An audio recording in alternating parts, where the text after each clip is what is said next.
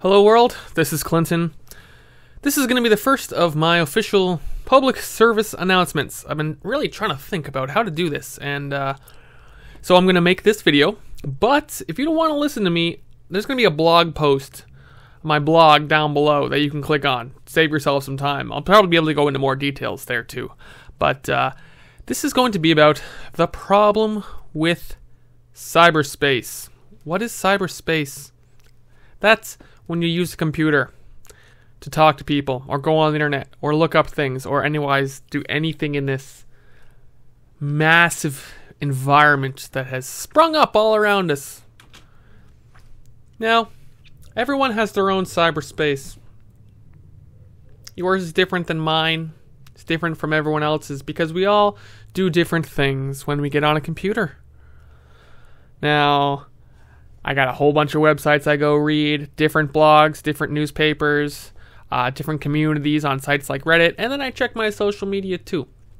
I got books that I have in the open library that I'm reading, right? There's all sorts of things you can do. You can play games, different communities for different topics, and so it's an entirely individual experience. Now, maybe if all you do is go to Facebook or go to Twitter, then, well, you might be more in the same environment as everyone else. But it's so much bigger than that, and everyone does it their own way.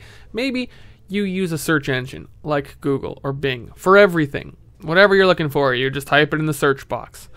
Maybe, like me, you've got 100 websites in your head that you can think of to go to for specific reasons. I've been on the internet for like almost 20 years now.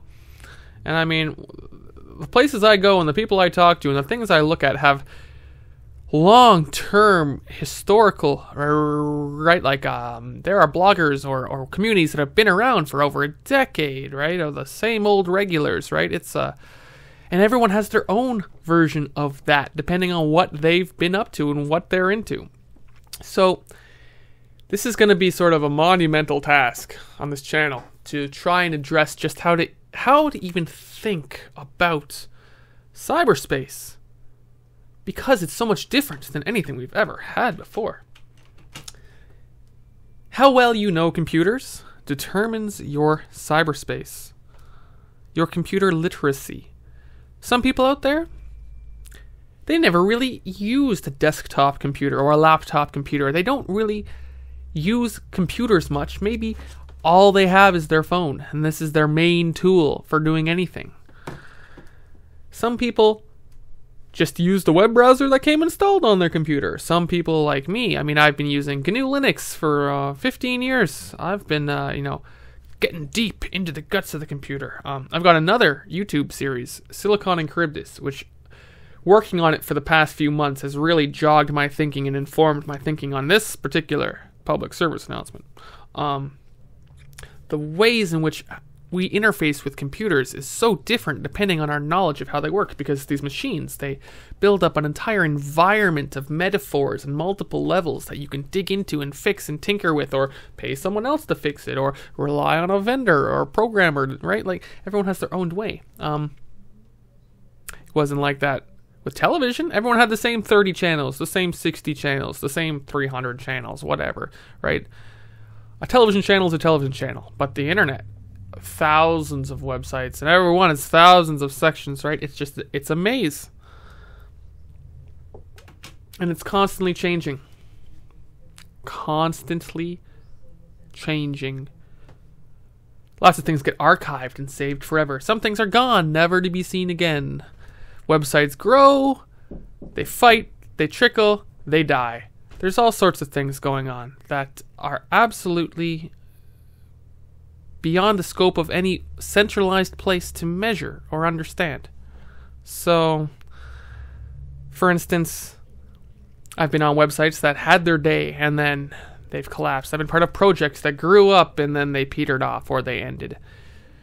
If, let's say you only got a phone in the past 10 years or so, and Twitter and Facebook is all you know. That's all you know. Maybe your whole life is invested in those sites. You got a whole identity built up in them. Well, if that's you, I've been around longer than you. I've seen things come, I've seen them go. diversifying your online identity, or saving it, or getting the connections of the people who you talk to beyond the way you know them is a good idea. If there's someone you want to talk to and keep in touch with on any one particular site, it's good to have other ways to get a hold of them in case that site goes away. You know what I'm saying? Because things change all the time. Another dimension on cyberspace is that it can really suck you in.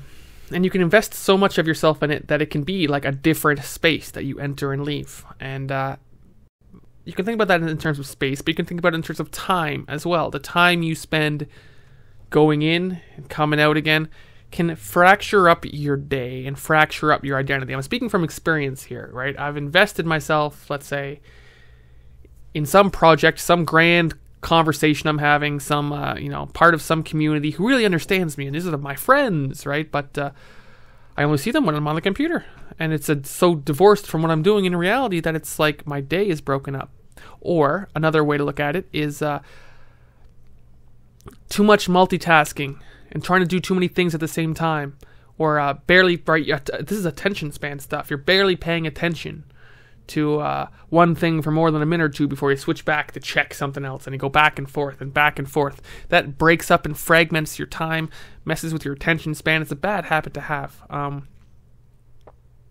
Think about what people who practice yoga are trying to get out of yoga and meditation. It's mindfulness, or a sense of wholeness, or mind-body praxis. Well, I think media is the number one cause of fragmentation in people. And what people are trying to recapture with yoga, for instance, or just the sense of fullness, or a sense of, flow and memory, you got to look at who you are and what you're doing as your headspace goes in and out of cyberspace, goes in and out of television or books or magazines or whatever else it is you're doing. Just as much as when you go to work or you go to school or you go home, right? These are different environments that you go in and out of and lead different lives in. Well, the internet can be the same thing. Yeah. And the thing about the internet is, unlike television, which has regulators, content producers, responsible people whose jobs and livelihood and professional reputation depends on keeping it all above board, cyberspace has everything in the world in it. Not everything. Lots of things aren't online, but it has, let's say, a slice, a representation, a representative portion of everything in the world on it. If it exists out in the world, out there, a little bit of it is on the internet. And most of the things and people on the internet are wonderful, good things, great things, right? I'm not here to talk about that because this is a very serious public service announcement. There is some horrible, horrible crap online of the sort that people don't even talk about it just because it would be impolite at worst, self-incriminating, anything, right? Like, or to think about it makes you into some conspiracy worry nut, right? Lots of cults, of course. There's cults in reality. There are people recruiting vulnerable minds into all sorts of belief systems, and I mean that includes extremist politics, or wholly alternate histories, or strange, weird sciences, or listen, I think in the future we're only going to have more and more strange, original, new cult-like belief systems based on AI or strange mind hacking techniques or weird, right? Like, the future is for people who stay with their heads glued into a screen indiscriminately, following their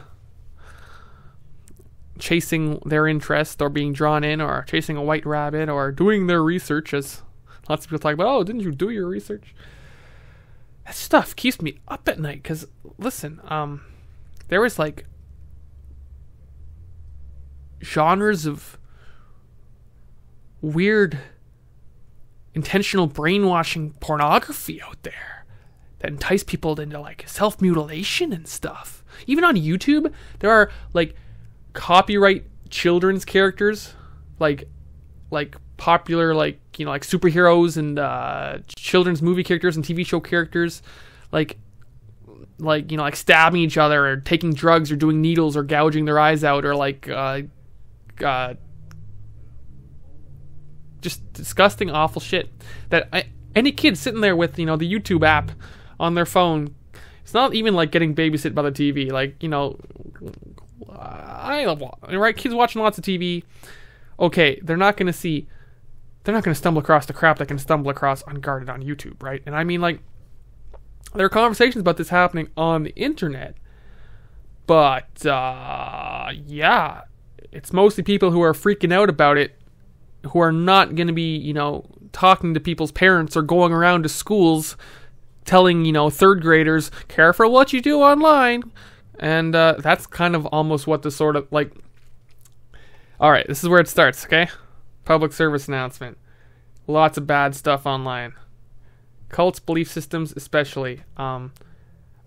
People who are lonely or who don't fit in and are looking for other people like them in any regard, and can find a community of people to to join, are going to do it, right? I found a support group online. Okay, good. But does that mean you spend all your time online investing yourself, building yourself up through this medium? And what does that mean when where you're living, right? Like, I'm just hinting at the sort of subjects that we'll need to broach responsibly for, the years and decades to come, now that we have this cyberspace. And right now, it seems to me that no one is learning from the past because it's so fresh and so new. Like, I guess 15, 16 years has been a long time for me to be on the internet, but it's not that long. It's still very young. And the same arguments that I was having as a dumb teenager, I now see adults on social media having the same arguments, having never learned, right? It's all new to them. It's all an old hat to me. I feel like an old man going, hey, guys, we've already done this before. We already know how it's going to end, right? This experiment has been done, right? But nobody learns from the past because cyberspace is so big and vast that and nobody goes back and rereads 10-year-old internet conversations that they missed, right? Everything's new and fresh. You're talking to live people now. You want to be part of a conversation. You want to go read the minutes of old stale things that have happened before. So really, a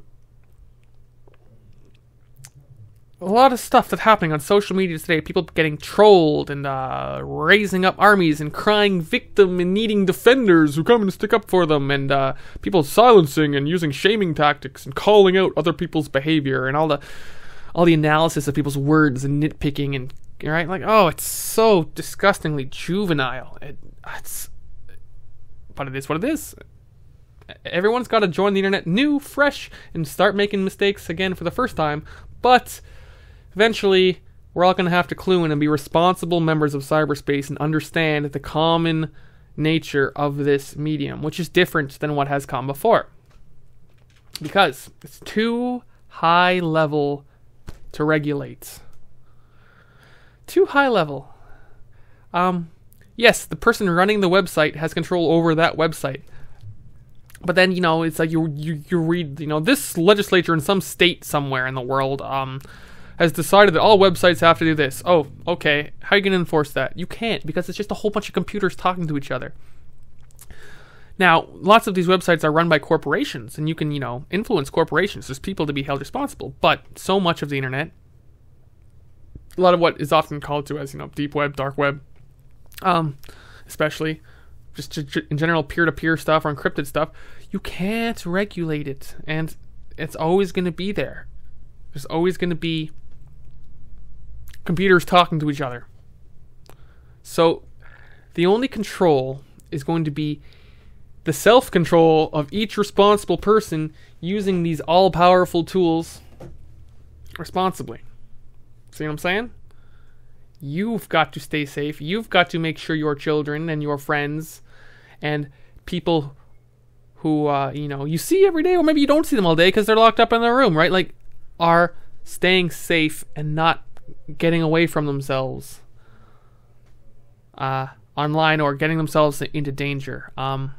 It's horrible. You can read about kids who are flattered on social media somewhere by someone in their town, and they think they're going on a date or something, and they end up getting, blackmailed, forced into, doing seedy situations and all sorts of things. Like, all the things you have to be scared of when you go for a walk at night, maybe unguarded, all that stuff is online, and we can all talk to each other, and we can all get around everything. And so the regulation is within you. Now, I've just laid out a whole bunch of bad stuff here, and I'm going to go into this stuff in more detail. This is kind of a off the cuff. I'm just throwing a bunch of stuff out here. Maybe some of it's obvious. Maybe some of it needs to be explored more. But the number one solution, the number one thing, the idea around which everything else has to gel, is immediacy. Immediacy.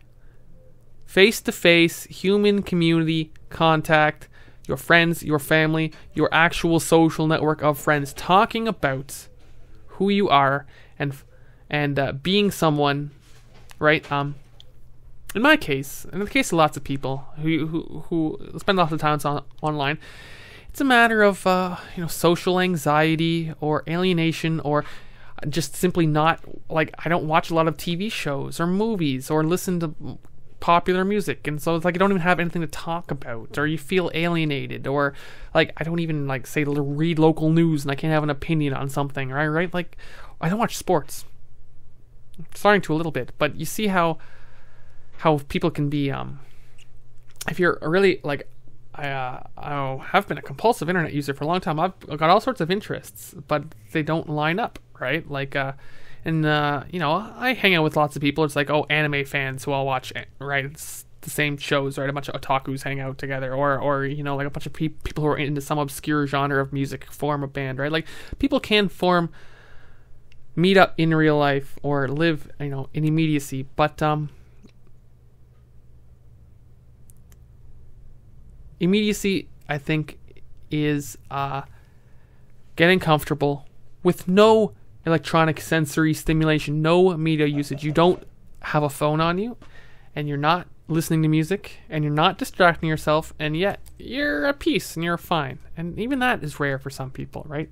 They get anxiety, or that sort of thing. I really want to encourage people to consciously think about how the role media usage, electronics, music, television, binge watching shows, whatever, how much of your day, how much of your time, how much of your self is invested in these mediated forms compared to just immediate, real world, back to nature sort of living, and strike a balance and have social contact.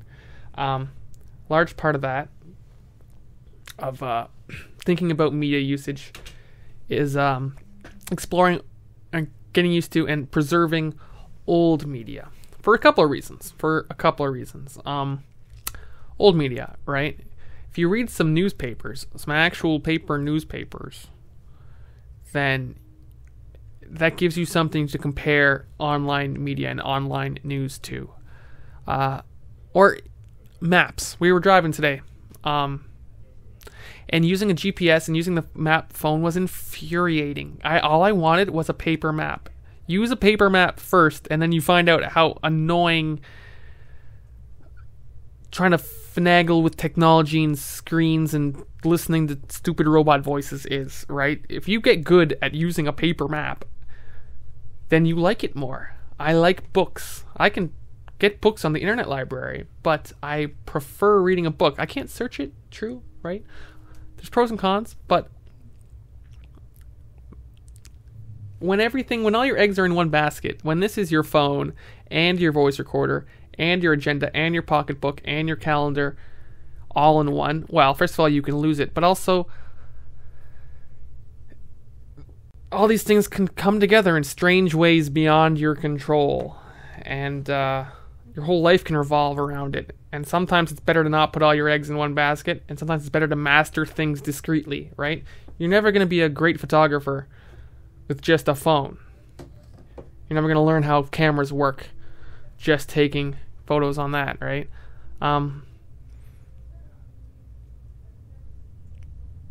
The old media, the media of the 20th century and before, is like an anchor to the immediate, real physical world. Just manipulating objects is realer, different than doing everything through a screen in a simulated metaphor software environment or through cyberspace. And also, there's no servers watching everything you're doing, gathering data on it. Everything you do on there for free, it's free because you're the product being sold, right? Sometimes you don't need all these companies to be watching where you're going, right? Really? Do you? So much of our sense of identity and privacy is invested in being capable of using the tools that, have been around for a long time. Don't put all your eggs in one basket. If you're lost without your phone and you've got no backup plan, that's bad news. And I'm thinking long term here. Preserving old media is good. I don't want to see paper newspapers go away. Because guess what? A paper newspaper doesn't change its story when someone revises it. Once it's printed, it's done. Honestly, you got to think about these things. Because the people who do think about these things are going crazy thinking about them seriously. And science fiction authors can't do all the thinking for you, okay? Community. This is what I'm talking about, immediacy. Listen, people who don't use Facebook can't get invited to your Facebook event. People, you have friends at school. You got coworkers, people you see at work. Maybe you got, right? Do you have community outside of that? Do you have things to go to outside of that? Do you know your neighbors? Are there things going on? Are there people who have been living in a place for years but don't know anybody? Are you one of those people? Do you know these people? It's really rough, and there's so much social anxiety, and the barriers to that are,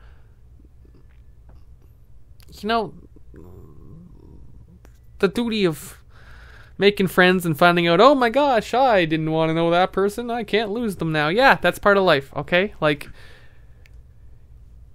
we can't all move on to the internet at different levels in different ways and build identity with people who don't live anywhere near us, which is something I'm very guilty of. Very much so. And I'm not alone in that. So conversely, now